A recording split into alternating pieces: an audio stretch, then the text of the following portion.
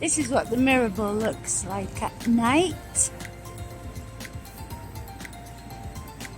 But of course they don't have the lights on anymore apparently.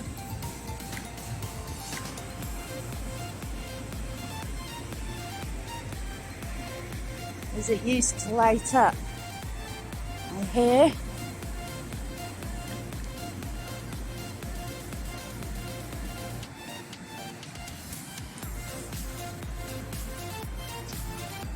The reflection from illuminations.